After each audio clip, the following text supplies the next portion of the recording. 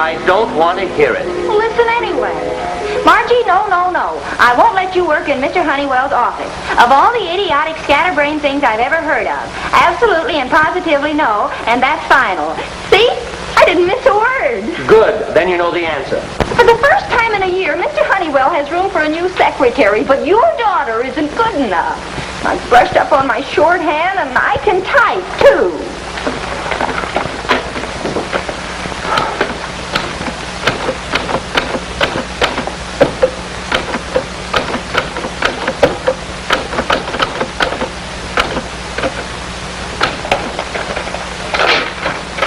Have a look at that. Oh, swell. We'll call you the first time we have need of a quick brown fox to jump over a lazy dog. I'm going to put a sign on my back. Burn Albright, unfair to organized daughters, and parade up and down in front of your office. Look, baby, I'd love to see you get a job, but I can't have you working for Honeywell and Todd. Why not? Because I have enough trouble with Mr. Honeywell as it is without his griping at me about your stenographic deficiencies. What deficiencies? Look at the way you type. It would take you all day to get out a simple letter. You don't love your own daughter. Goodbye, honey. I'll see you tomorrow when I get back from Philadelphia. Okay, Pappy, but listen to this. I'll go over your head. I'll go directly to Mr. Honeywell. Now, you listen to this. I'm still your father, and in spite of your age, I forbid you to go to Mr. Honeywell. I'm not scared. If you go to Mr. Honeywell, you don't go to Paris with me next summer. Now I'm scared. I'll see you tomorrow. Now, behave yourself. All trouble with the Albrights. What is it, honey? Maybe we can work something out. Mind your own... good morning, Mrs. Odette.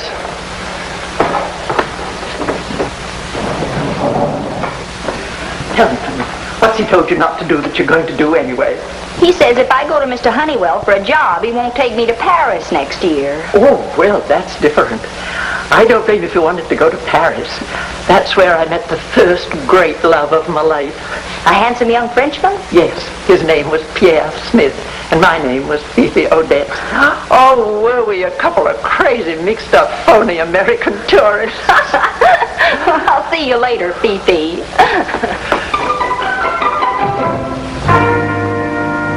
Harlem Arms, 14B. Just a moment, please. Oh, hello, Miss Albright. How do you know my name? I just arrived in town this morning, and I don't recollect ever meeting you down home in Memphis. Memphis? That's right. I'm Clementine Albright, and I'm looking for a distant cousin of my daddy's, a Mr. Vern Albright. Oh, well, for a moment I thought you were his daughter. You look so much like her. They're on the 10th floor. I'll announce you. Never mind that, honey. My name wouldn't mean anything to him anyway. He's never even seen little old me. Besides, I'd rather surprise him. You'll surprise him, all right.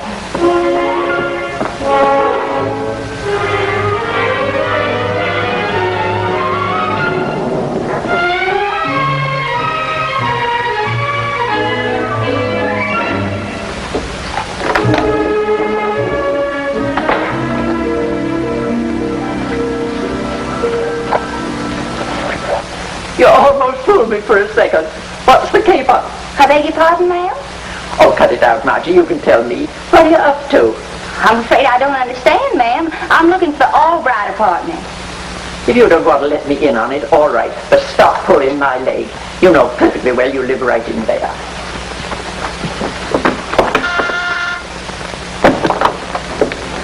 Yes? Pardon me, I'm looking for Mr. Vern Albright. Oh, dear. Only 83 and I popped my cork. Don't mind her. I don't understand half the things she... Hey, maybe I should join Mrs. Odette's. Do I look familiar to you? Goodness. Are you a relation to Uncle Vern, too? Uncle Vern. He's my father. Who are you? I'm Clementine Albright. My part of the family's kind of far removed. Lost contact and all that. But a long-lost cousin. I'm Margie, Clementine. Come on in. Bill and I were to be married this week, but he's so independent and stubborn, wants everything his way. Anyway, we had a big argument, and here I am. I'm going to be independent, too. I don't need any man to support me. You're an Albright, sure enough. Dad's in Philadelphia till tomorrow, Clementine. What did you want him to do for you? I thought maybe Uncle Vern could help me get a job. I don't like to ask favors, but don't be silly. Your Uncle Vern's a wonderful guy. What kind of a job are you looking for? Well, I'd like to be a girl executive, but I'll settle for just plain old typing and shorthand. Hey, you may not have to wait for my father. His boss, Mr. Honeywell, needs a secretary right now. And Dad didn't say I couldn't go to Mr. Honeywell for my cousin. I don't understand. Don't bother. It's a long Albright story. I may have to resort to dramatic sobbing and tears, but I'll get the job for you. You're an Albright, sure enough.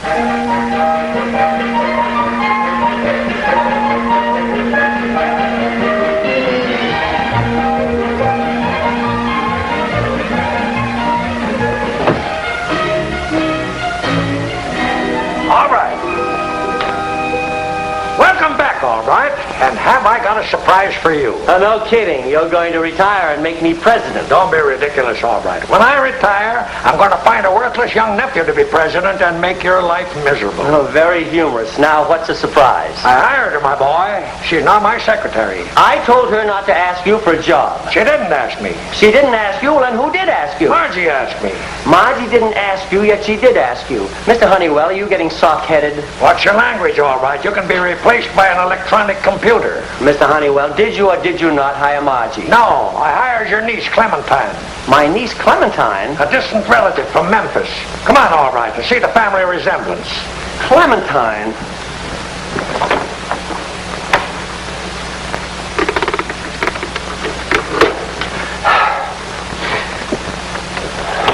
Mr. Honeywell, you've been taken. What are you talking about? You said family resemblance. Have you ever seen such a strong family resemblance? Do you think that's Margie? I told Margie she couldn't work here for many different reasons, among which she wasn't ready. And now she digs up this phony masquerade to prove that she's capable. I should have known. You can tell those glasses she's wearing are nothing but plain window glass. And that blonde hair is nothing but a wig. All right, I just wanted to make sure you were on your toes. She didn't fool me for 1 second. I'm sure she didn't. Now, what are you going to do with a girl like that? I know what I'm going to do. I'm going to get her out of this office before she ruins something her father didn't manage to ruin. Now, hold it. What do you mean, hold it? For my peace of mind and the sake of the office, we can't tell her we're wise. Why can't we? Because she'd go to the ends of the earth to prove that she was capable of being a secretary. We've got to make her call it quits herself. I get it. We make it tough for her. She admits the hoax and we're rid of her. Right. Now call her in here and introduce her to her dear Uncle Vern, and we'll give her some special dictation. It's all right. Would you come in for a minute and bring your notebook? Clementine, I want you to meet your Uncle Vern. Uncle Vern. Hello, Clementine. I want you to know how happy I am to have you with us. Oh, thanks, Uncle Vern. Oh, you and Mr. Honeywell are so nice. And my cousin Margie. She's a peach. Sit down, Clementine. In just a second, we'll give you a little dictation. But first, tell me about the folks down in Memphis. Frankly, I wasn't aware that I had any relatives down south. Well, I'm Harry Albright's daughter. He's your 5th cousin, once removed. Dad said he visited your folks once when you were kids. Harry? Oh, yes, of course, Harry. I remember as if it were yesterday. Well, we'll chat about our relatives later, but right now, Mr. Honeywell and I want to give you a little dictation. Just one of our routine letters. I'm ready. Mr. Ed Whitlock, 1342 Jerome Street, Philadelphia, Zone 40, Pennsylvania. Dear Ed, regarding the Sloan account, be advised that we are no longer interested. And furthermore, cancel the Apperson deal immediately. We will advise you regarding the Pierpont investments as soon as possible. Signed, Vernon Albright for Honeywell and Todd.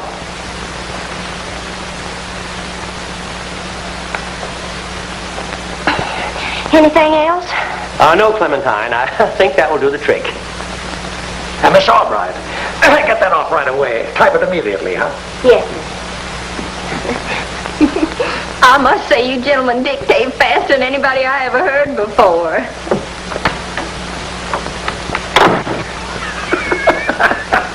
Did you see her pretending to get every word? I bet she never got any further than Philadelphia Zone 40.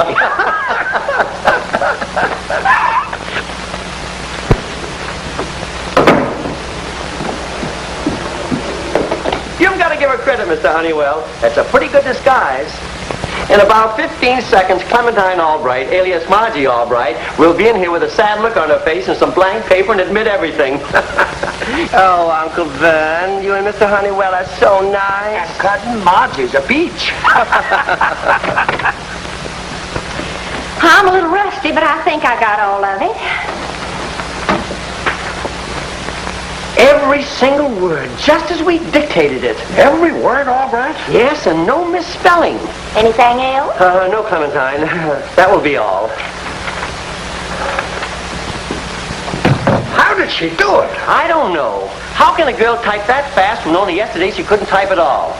All right, so she boned up enough to take a letter. But I still don't want little Miss Mix-Up meddling in our business. I'm going to get rid of her the way I started to in the first place. Now, Mr. Honeywell, wait. Wait, my Aunt Catherine. All right, let the girl make a sap out of you.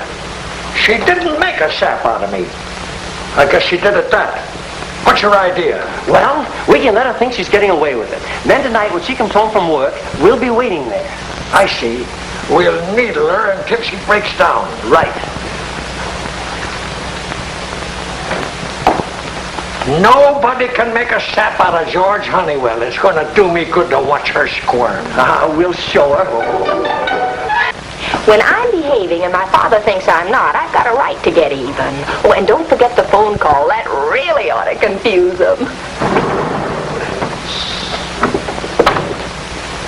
And right now, she's probably dashing wildly out of the office trying to get home. And when she gets here, she'll probably have some fantastic excuse as to where she's been and why dinner isn't ready. This is going to be good.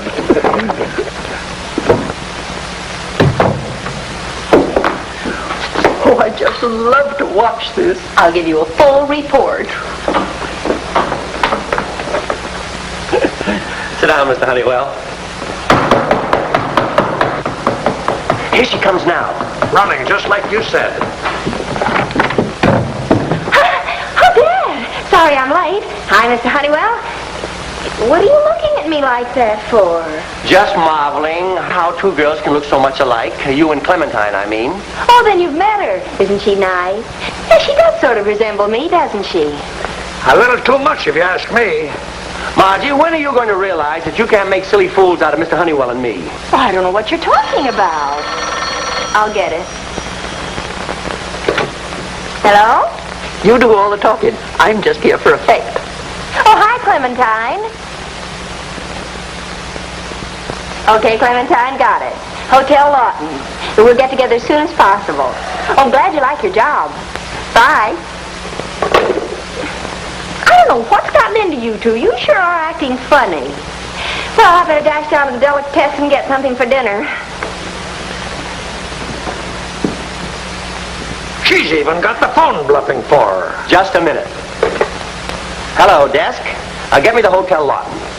Right. 2 bits says that she had someone make that call for her just to confuse us. Hello, Hotel Lawton. Do you have a Miss Clementine Albright registered there? Oh, you haven't? Well, thanks anyway. All right, I got to hand it to you. You sure figured that right. Mr. Honeywell, it's a known fact that the same person can't be in 2 places at the same time, right? I like the sound of this before I hear it. What is it? All right. Tomorrow morning, I'll tell Margie that I'm bringing you home for lunch. You do that lots of times. Well, don't you get it? If we keep Clementine busy at the office right up to the time we leave, how can she be here preparing lunch for us? All right, you're certainly sharp today. We'll teach her not to kid around with us.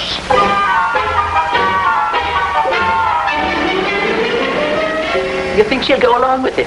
She might lose her job. Don't worry, she's an Albright. No Albright could pass up a wonderful gag like this. An Albright gag almost got me into solitary more than once.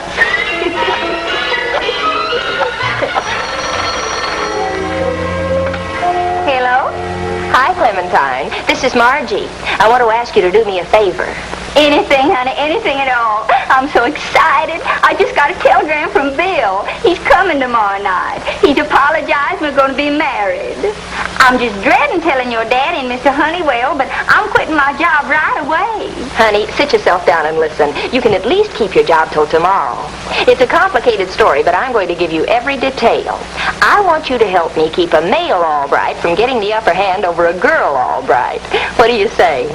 What do you think? I'm a girl, all right. Let's hear it.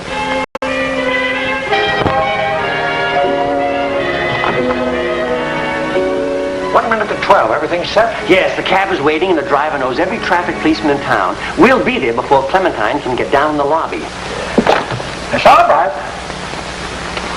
Yes, Mr. Honeywell? Mr. Albright and I are going over to his place for lunch. Oh, that's nice. Yes, and Margie promised to have it all ready for us the second we arrived. Oh, well, you won't need me, so I'll run out to lunch myself. Clementine, you better finish that filing for me before you go. Yes, Uncle Vern. Bye. Come on.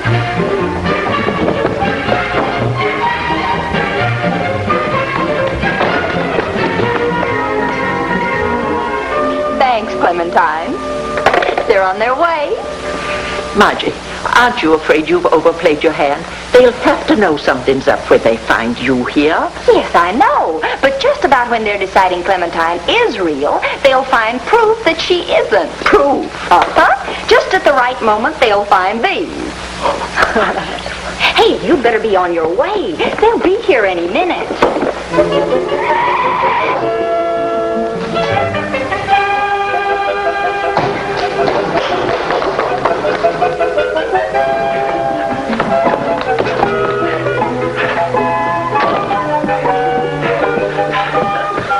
Now we'll just sit here until she comes in. Hi, Dad. Mr. Honeywell.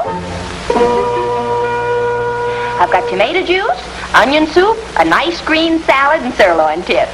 Come and get it. It's impossible! Then there is a Clementine Albright. Harry Albright. Harry, look!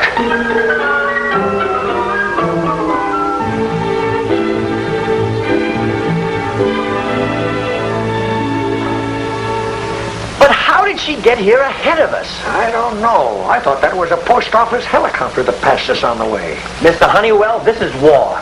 We've got to break her down. I've got it. Come on the terrace where it's safe to talk.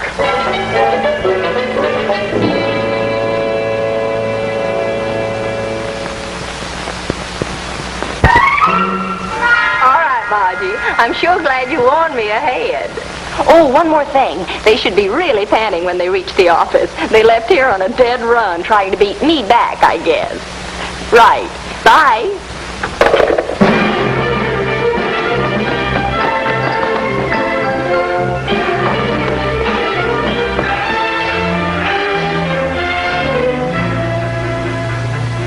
Oh, you're back from lunch already. I finished your filing, Uncle Vern.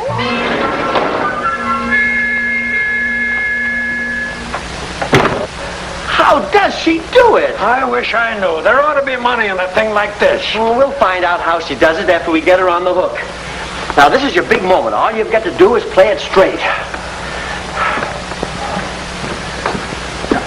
This is pretty drastic, Albright. Don't worry. She'll break down and confess everything before you get half started.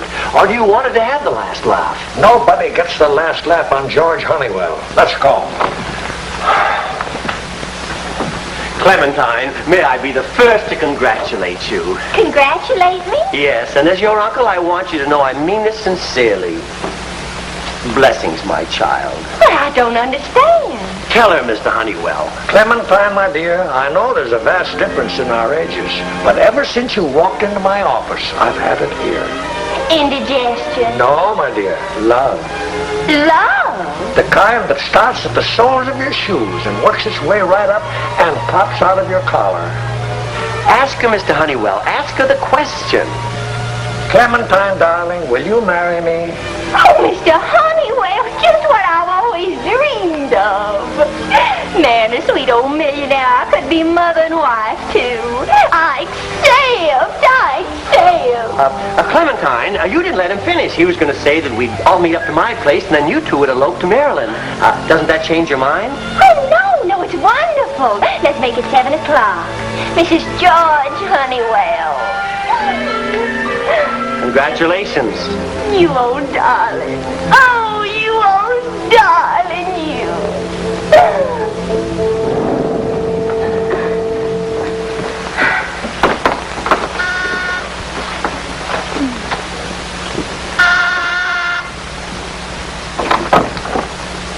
Hi, Clementine. Your bill. Hiya, Margie. Come in.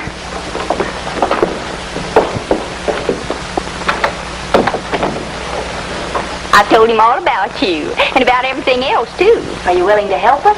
Sure, sounds like fun. Swell. Dad, Mr. Honeywell ought to be here any minute. Now, I'll tell you what we're going to do. Let's get one thing straight, all right. If I wind up tonight, as I usually do, with one of your wild schemes... I know, I'm fired. Now listen, Mr. Honeywell, this is absolutely foolproof. When we walk in there and Margie thinks that you're actually going through with it, come on, I can't wait to see the fun. Oh, Margie, Clementine. George, you old darling, I've been on pins and needles waiting for you. Where's Margie, Clementine? Well, she's in her room sort of freshening up for the drive to Maryland. Oh, in her room, Yes, I rather thought she'd be there. Well, I'll go hurry her up. Just imagine, little old me is going to be Miss George T. Honeywell. Oh, stop worrying. She's going to make it look good by coming back as Margie. Now, you wait and see.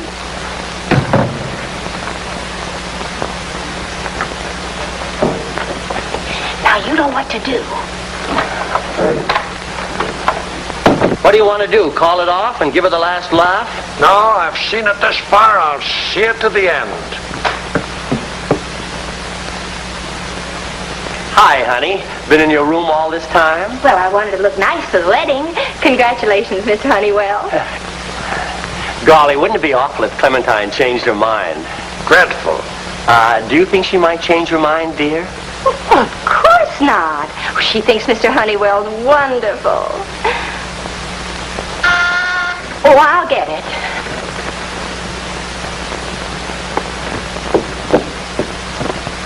What'd I tell you? She'll play it until we're ready to walk out the door. I'd like to speak with Mr. George Honeywell. Certainly. Come in. This gentleman wants to see you, Mr. Honeywell. Yes, what is it? So I was formerly Clementine Albright's fiancé, but today she told me she was marrying you tonight. I love that little gal more than I can tell. So I'm here to make sure there's no misunderstandings. I'm here to make sure that you marry my little Clementine, and I can become a very violent man. Don't look so frightened or you'll give the whole thing away. Can't you see what they've done? They've brought this ham in to make it look like the real thing. Now I'll show you how to blow them sky high. My friend, Mr. Honeywell, wishes me to assure you that he has every intention of marrying Clementine. Splendid. Then we won't have any bloodshed. Margie, dear. Yes, Dad? Suppose we get Clementine in here so that we can get started off for Maryland. Okay, Dad, I'll go get her. Wait. Yes? We want you to call Clementine. Call her? Yes, stay right here and call her. Come on, honey, call Clementine. Yeah, why don't you call her, Margie? Oh, well, maybe she's busy. Maybe she changed her mind. Maybe she left. Don't be silly. I'll tell you what. I'll call her. Clementine! Clementine! Coming, Uncle Vern.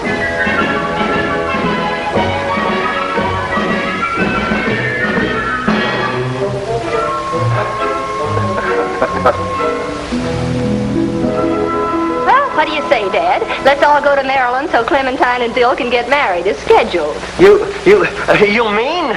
That's right, Mr. Albright. We're really eloping. You see?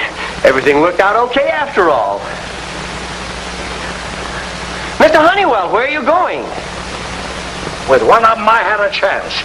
But with two of them in the world, I'm heading for the hills.